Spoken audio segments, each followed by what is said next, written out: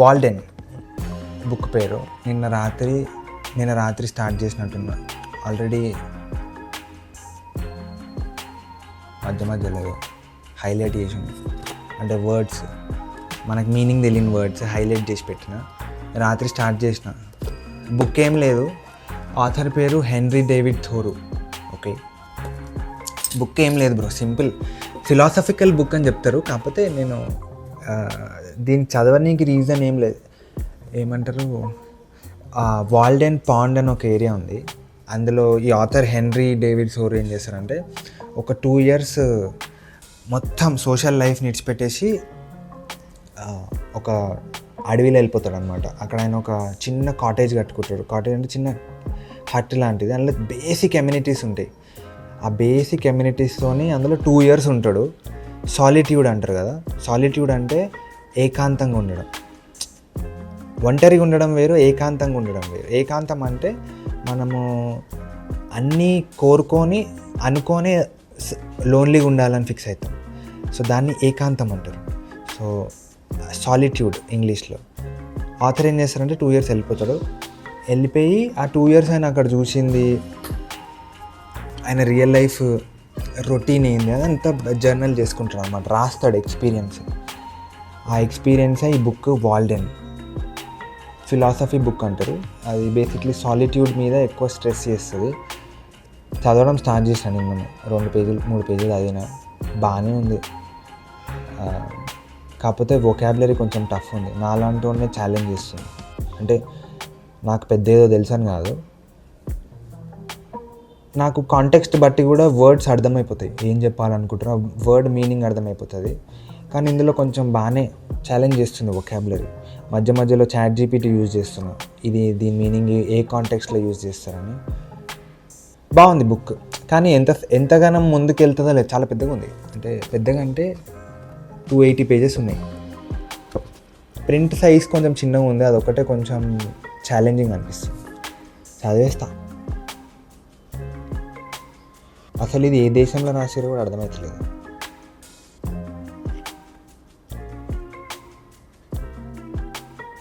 Brute neighbours. అది మొత్తానికి ఇంకా 2 years of solitude. Monk mode అని కొత్తగా వచ్చింది కదా జెన్జీస్లో. కానీ కంప్లీట్ మంక్ మోడ్ అనేది ఫోర్స్ఫుల్ ఐసోలేషన్ లెక్క అనిపిస్తుంది. సాలిట్యూడ్ అనేది మీ సెల్ఫ్ ఎంజాయ్ చేయాలి, అది మీ కంపెనీ మీరు ఎంజాయ్ చేయగలగాలి. దాన్నే అప్పుడే సాలిట్యూడ్ అనేది బాగుంటుంది. చాలామంది అట్లా ఉండలేరు, అది తక్కువ మంది ఉంటారు. నాలాంటి సోలోగా హ్యాపీగా ఉంటారు కంపెనీ కంటే. అది సీన్. ఇది కాకుండా ఒక ఫ్రస్ట్రేషన్ ఉంది నాకు. ఎండలు మామూలుగా లేవు బయట. నేను ప్రస్తుతానికి డైనింగ్ టేబుల్ మీద కూర్చున్నా, డైనింగ్ ఏరియాలో కూర్చొని మాట్లాడుతున్నా. ఎందుకంటే నా రూమ్లో కొంచెం అన్టైడీగా ఉంది. ఎండ మామూలుగా లేదు రా చాప. అస్సలు ఇరిటేషన్, కోపం, చిరాకు అన్నీ ఒకేసారి వస్తున్నాయి. దీని వెనకాల రీజన్ ఏం తెలుసా, చెప్తా మీకు. కొంచెం దాని గురించి చెప్తా, వినండి. యూజువల్గా ఇంత ఎండ ఉండకూడదు. ఇంత ఎండ ఉంది అంటే అది యాక్చువల్గా మ్యాన్ మేడే. దానికి రీజన్ చెప్తా, స్టే ట్యూన్డ్. అది చెప్పే ముందు నాకు ఒక డౌట్ ఉంది, చాలా జెన్యూన్ డౌట్. ప్లీజ్ అర్థం చేసుకొని కొంచెం ఎక్స్ప్లెయిన్ చేయండి కామెంట్ సెక్షన్లో. ఓకే, అరే మీరు ఫస్ట్ 30 seconds ఎందుకు స్కిప్ కొడతారా? నేను పాయింట్కే వస్తా కదా డైరెక్ట్గా. హాయ్ చెప్పి డైరెక్ట్గా చెప్పేస్తా, ఎక్కువ టైం తీసుకోను. కాంటెక్స్ట్ చెప్పాలి కదా, వీడియోలోకి వెళ్ళే ముందు కాంటెక్స్ట్ చెప్పాలి కదా. నా అనలిటిక్స్ ఉన్నాయి, నాకు యూట్యూబ్ అనలిటిక్స్. 60% మంది ఫస్ట్ 30 seconds స్కిప్ కొడతారు. ఏంద్రా ఏం కనిపిస్తుంది మీకు ఏం అర్థమవుతుంది కాంటెక్స్ట్ అర్థం కాకపోతే? మీకు అది చెప్తే అర్థం కాదు. డైరెక్ట్ షార్ట్స్ చూసి అటెన్షన్ స్పాన్ దొబ్బింది అందరిది. మంచిది కాదు అది. ఒక వీడియో ఓపెన్ చేస్తే ఒక మంచి వీడియో ఒక 1 minute ఫాస్ట్లో వినండి ఏం చెప్తున్నాడు అనేది.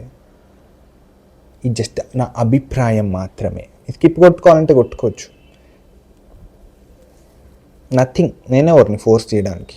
ప్రజాస్వామ్యంలో మీ హక్కులు మీకుంటాయి. అరే మీ అయ్యా జాగిర్రా, చల్ మా ఓడొచ్చిండ్రా, నన్ను వీకుతావా. అర్బన్ హీట్ ఐలాండ్స్, ఓకేనా? అది అర్బన్ హీట్ ఐలాండ్స్ అని ఒక కాన్సెప్ట్ క్లైమేట్ చేంజ్లో. ఇప్పుడు సిటీస్ ఉంటాయి కదా, metropolitan cities like Hyderabad, Delhi, Mumbai, ఇట్లాంటి సిటీస్లో ఏం జరుగుతుందంటే ఫస్ట్ అవన్నీ కాదు, ఫస్ట్ ఇండియాలో డెవలప్మెంట్ అంటే ఏం చేస్తారు, ఫస్ట్ గవర్నమెంట్ ఏం చేస్తుంది, చెట్లు కొట్టేస్తుంది. మీరు సార్ మాకు డెవలప్మెంట్ కావాలి సార్ అంటే ఫస్ట్ వాడు చెట్లు కొట్టేస్తాడు. రోడ్ వేయాలి సార్ అంటే ఫస్ట్ చెట్లు కొట్టాయి. బిల్డింగ్లు కట్టాలంటే ఫస్ట్ చెట్లు కొట్టాయి. ఏది చేసినా ఫస్ట్ చెట్లు కొట్టేసినాక మాట్లాడదాం డెవలప్మెంట్ గురించి. సార్ మాకు ఇట్లా సస్టైనబుల్ డెవలప్మెంట్ కావాలి సార్ అంటే లేదు, ఫస్ట్ చెట్లు కొట్టి దాని తర్వాత మాట్లాడదాం. ఇది ప్యాటర్న్. ఇట్లాంటప్పుడు ఏమవుతుంది, ఇప్పుడు బిల్డింగ్స్ అయినప్పుడు బిల్డింగ్స్ కడతారు కదా. ఇప్పుడు ఫర్ ఎగ్జాంపుల్ హైదరాబాద్లో మన ఫైనాన్షియల్ డిస్ట్రిక్ట్ ఉంది, గచ్చిబౌలి ఉంది, అది పక్కకు పెడితే ఇల్లులు కూడా కడతారు కదా. అవి దేంతో కడతారు, కాంక్రీట్, సిమెంట్ పెట్టి కడతారు. ఓకేనా. ఈ కాంక్రీట్లో ఒక పర్టికులర్ క్వాలిటీ ఉంటుంది, ఏంటంటే హై థర్మల్ మాస్ ఉంటుంది. అంటే హీట్ ఏదైతే ఉంటుందో చూసినా, సమ్మర్లో లేస్తే సన్ వస్తుంది, సన్ వచ్చినప్పుడు అందులోకించి వేడి వస్తుంది. ఆ వచ్చిన వేడిని ఈ పిల్లర్స్ కాంక్రీట్ ఏం చేస్తుంది అంటే అది అబ్జర్వ్ చేసుకుని అందులో రీటైన్ చేసుకుంటుంది హీట్ని. అట్లా చేసుకున్నప్పుడు ఏమవుతుందంటే మీరు ఇంటిపైకి వెళ్ళి మీ దగ్గర ఒక పిల్లర్ ఉందనుకోండి, అది ఎండకి ఎక్స్పోజ్ అయ్యి ఉంటే మీరు అది వెళ్ళి ముట్టుకోవడానికి ట్రై చేయండి. బయట టెంపరేచర్ కంటే ఎక్కువ హాట్ ఉంటుంది, అది వేడిగా ఉంటుంది. ఆ పిల్లర్స్ కాంక్రీట్ యాక్చువల్గా హీట్ని క్యాప్చర్ చేస్తాయి, ట్రాప్ చేసుకుంటాయి లోపల. అప్పుడు సన్ వస్తుంది, హీట్ వస్తుంది. సన్ వెళ్ళిపోయిన తర్వాత ఆ కాంక్రీట్లో హీట్ ఉంటుంది కదా, అదేం చేస్తుంటే బయటికి రిలీజ్ చేస్తుంటుంది. ఎందుకంటే హీట్ నేచరే, అది హాట్ ఏరియా నుంచి కూల్ ఏరియాకి స్ప్రెడ్ అవ్వడం, అది హీట్ నేచర్. అప్పుడు సన్ వెళ్ళిపోయినప్పుడు బయట కూల్ ఉంటుంది, కొంచెం టెంపరేచర్ తగ్గుతుంది. ఈ కాంక్రీట్ ఏం చేస్తుందంటే బయటికి హీట్ వదులుతుంది. అప్పుడు ఇంకా సన్ వెళ్ళిపోయినా కూడా వేడిగానే ఉంటుంది. బయటికి కొట్టడమే కాదు, మళ్ళీ స్ట్రక్చర్ లోపలికి కూడా హీట్ ఇట్స్ పెడుతుంది, పంపిస్తుంది. అంటే నీ రూమ్లకి పిల్లర్స్ నుంచి. మీకు అంత తెలియకపోవచ్చు కానీ ఆ ఇంపాక్ట్ ఉంటుంది. అప్పుడు మనం ఏం చేస్తాం, పైన ఏసీ పెట్టుకుంటాం. ఏసీ ఆన్ చేసినప్పుడు ఏమవుతుందంటే ఏసీకి 2 కాంపోనెంట్స్ ఉంటాయి కదా, ఒకటి ఇండోర్, ఒకటి అవుట్డోర్. ఏసీ ఏం చేస్తుంది, రూమ్లో ఉన్న మొత్తం టెంపరేచర్ని కూల్ చేసి పడేస్తుంది. కానీ అవుట్డోర్ యూనిట్ ఉంది కదా, అందులోకించి హీట్ అనేది ఇంకా బయటకు వస్తుంది. ఆ మోటార్ దగ్గర మీరు చేయి పెట్టి చూడండి, వాడికి వేడి గాలి వస్తుంది. ఓకే. ఈ ప్రాసెస్ మీరు ఒక మొత్తం సిటీ కాంక్రీట్ జంగల్లో మీరు ఇమాజిన్ చేసుకోండి. ఇది లార్జ్ స్కేల్లో జరుగుతుంది. చాలా కాంక్రీట్ వేడి గుంజుకుంటుంది, సన్ నుంచి వచ్చే వేడిని ఇడిచిపెడుతుంది కూల్ అయినప్పుడు. సిటీ మొత్తం వేడి గాలి. ఓకే. దానికి తట్టుకోవడానికి ఏసీ పెట్టుకుంటారు, ఏసీ నుంచి వేడి గాలి. దాంతోడు మళ్ళీ బయట వెహికల్స్ తిరుగుతుంటాయి, కార్బన్ ఎమిషన్, వెహికల్స్ నుంచి వచ్చే హీట్ సపరేట్. ఇన్ని జరుగుతున్నప్పుడు ఏమవుతుందంటే ఒక సిటీ మొత్తం వేడిగా అవుతుంది. ఓకే. మీరు ఇంట్లో కూర్చొని నీడ ఉంది అనుకుంటారు, కానీ ఆ వేడి మీరు ఎక్స్పీరియన్స్ అవుతూ ఉంటారు. దీనివల్ల ఏమవుతుందంటే సిటీ టెంపరేచర్ ఒక 4 degrees 5 degrees పెరిగిపోతుంది. అంటే రూరల్ ఏరియాస్ల కంటే సిటీలో టెంపరేచర్ 4-5 degrees ఎక్కువ ఉంటుంది. ఓకే. 40 degrees ఉండాల్సిన దగ్గర 45 ఉంటుంది, లేదా 43 అట్లుంటుంది. కొన్ని కేసెస్, ఎక్స్ట్రీమ్ కేసెస్లో 8 degrees కూడా పోతుంది. దీన్ని అర్బన్ హీట్ ఐలాండ్స్ అంటారు. ఇదో లూప్. ఇది దేనివల్ల వస్తుంది తెలుసా, డెవలప్మెంట్ అనేది సస్టైనబుల్ లేనప్పుడు వస్తుంది.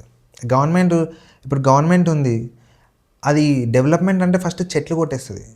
న్యూస్లో కూడా చూస్తారు, చెట్లు ఫట్ట కొట్టేస్తుంది, బిల్డింగ్లు కడతారు. ఓకే. దానివల్ల చెట్లు ఉంటే ఏమవుతుందంటే అది హీట్ని అబ్జర్వ్ చేసుకొని జర కూల్గా ఉంచుతుంది ఏరియాని. ఇప్పుడు దీనికి సొల్యూషన్ ఏంది బ్రో అంటే, సొల్యూషన్ గవర్నమెంట్కి ఇంటెంట్ లేదు. బేసిక్లీ క్లైమేట్ గురించి మన గవర్నమెంట్ ఎప్పుడు ఆలోచిస్తారు. సొల్యూషన్ ఏం తెలుసా, max you can do is ఇంటి టెర్రస్ మీద గార్డెన్ పెట్టుకోవడం, చెట్లు పెంచండి ఇంటి మీద. ఓకే. ఇంటి మీద చెట్లు ఉన్నప్పుడు ఏం చేస్తారు, హీట్ మీద పడ్డప్పుడు ఆ కాంక్రీట్ మీద హీట్ పడనియదు, ఆ పిల్లర్ మీద హీట్ పడని చెట్లు గుంజేసుకుంటాయి. అది ఒక కొంత శాతం వరకు ఇల్లుని కూల్ గుంచడానికి ట్రై చేస్తుంది. అది అట్లా ఒక సిటీలో సిగ్నిఫికెంట్గా జరిగితే అప్పుడు టెంపరేచర్ ఒక 3-4 degrees తగ్గిపోయే ఛాన్స్ ఉంటుంది. కానీ దాంట్లో సైడ్ ఎఫెక్ట్ ఏడ్చింది. ఇప్పుడు అన్ని చెట్లు పెంచినప్పుడు ఏమవుతుందంటే వర్షాకాలం అన్నప్పుడు, ఇప్పుడు సమ్మర్లో కూడా తక్కువేం లేదు, వర్షాకాలం ఉన్నప్పుడు చెట్ల చుట్టూ దోమలు ఎక్కువైపోతాయి. సో మీ ఇంటి చుట్టూ దోమలు వస్తాయి, ఎక్కువ అవుతుంది. దాన్ని మళ్ళీ ప్రొటెక్ట్ చేసుకోవాలంటే మీరు మెష్ లేపించుకోవాలి, మస్కిటో రిపెలెంట్స్ కొట్టాలి, ఇది పెద్ద కథ. ఇదన్నమాట సీన్. ఈ వేడి అనేది ఆర్టిఫిషియల్, న్యాచురల్ కాదు. ఇంత హీట్ ఉండదు. మీరు రూరల్ ప్లేసెస్కి వెళ్ళిపోండి, కొంచెం టెంపరేచర్ తగ్గిపోతుంది ఆడ, ఇంత ఉండదు. ఇప్పుడు ఇక్కడ ఎయిర్ కండిషనర్ లేకపోతే బతకలేం మనం. అట్లా అయిపోయింది సీన్. ఇప్పుడు నేను అప్పటి నుంచి ఎయిర్ కండిషనర్ ఆన్ ఉంది, బాగానే చల్లగా ఉండే. ఇప్పుడు ఈ వీడియో చేస్తున్నా కాబట్టి నాయిస్ క్యాప్చర్ కాకూడదని చెప్పి ఆఫ్ చేసిన. విత్ ఇన్ 5 minutes మళ్ళీ వేడి. లైక్ ఐ సెడ్, ఆ కాంక్రీట్ నుంచి వచ్చేస్తుంది హీట్. అదనమాట, మామూలు ఎండ కాదు. మీరు మీ సమ్మర్ రొటీన్ ఏందో కింద కామెంట్స్లో పెట్టండి.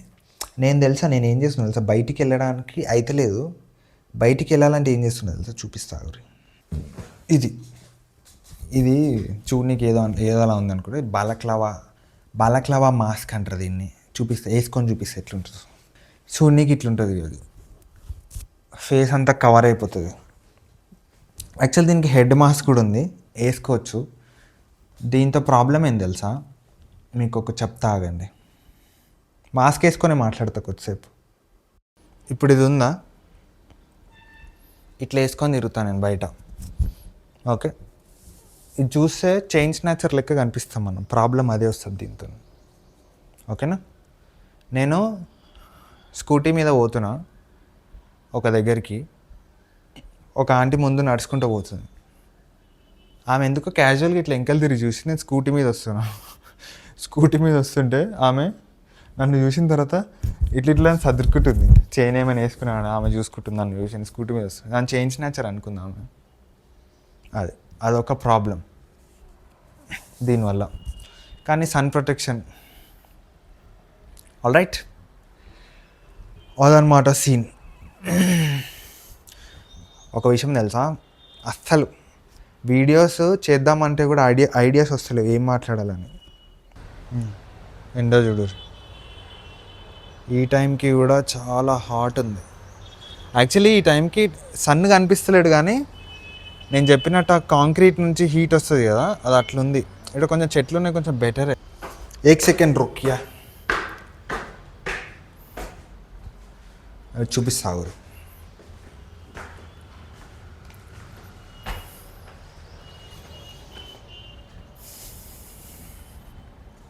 అరే ఓకే, ఫోకస్ పోయింది అనుకున్నా. ఇగో ఇది ఉందా, ఇది పిల్లర్. దీని మీద చేయి పెట్టి చూస్తే తెలుస్తుంది, ఇది వేడి ఎక్కువ ఉంటుంది. ఓకే, అట్లనే ఇది కూడా. ఇది పట్టుకొని చూడరు మీ ఇంటి పైన. ఇది ఉంటే ఇది బయట టెంపరేచర్ కంటే ఇది వేడి ఎక్కువ ఉంటుంది. ఇంటి పైకి వెళ్ళి చూపిస్తా. ఇది టెర్రసే, కాకపోతే టెర్రస్ మీద పెంట్ హౌస్ పైన ఇంకో ఏరియా.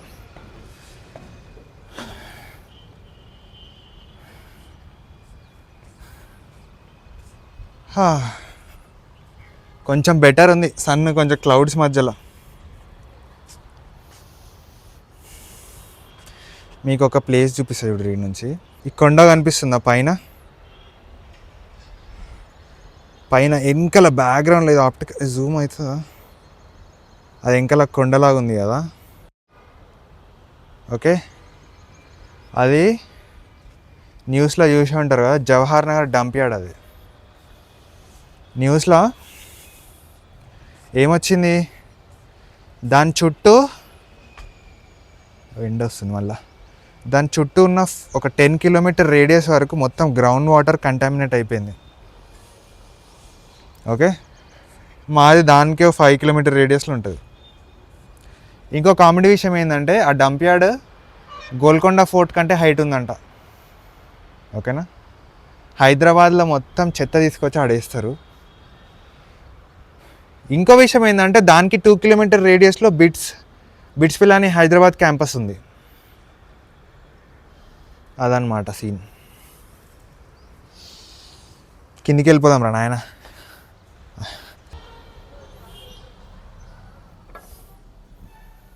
మా నాయనే ఏమన్నా బయట, ఒక్క నిమిషం.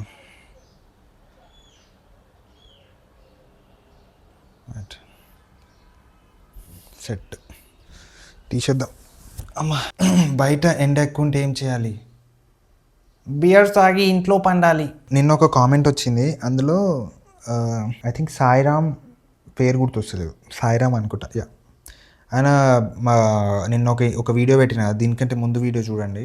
అట్లా రియల్ లైఫ్ ఇన్సిడెంట్స్ ఏమైనా జరిగితే వాటి గురించి అనలైజ్ చేసి చెప్పు, బాగుంది ఇట్లా అన్నాడు. సో డెఫినెట్గా అట్లాంటివి చెప్తా. నా దగ్గర అట్లాంటి కంటెంట్ చెప్పమంటే మామూలు కంటెంట్ లేవు. ఒక్కొక్క స్టోరీ ఒక్కొక్క ఆనుమత్యం, అన్ని రియల్ లైఫ్ స్టోరీసే. పెడతా, చేద్దాం, బాగా చేద్దాం.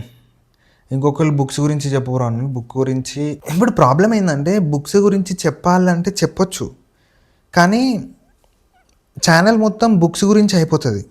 ఓకే, మనం ఈ ఛానల్ నుంచి ఓన్లీ ఒక బుక్ రీడింగ్ హ్యాబిట్ ప్రమోట్ చేయాలనే ఇంటెన్షన్ ఉంది, కానీ బుక్స్ చుట్టే మొత్తం ఛానల్ పెట్టాలని అసలు ఎప్పుడు ఉద్దేశం లేకుండే.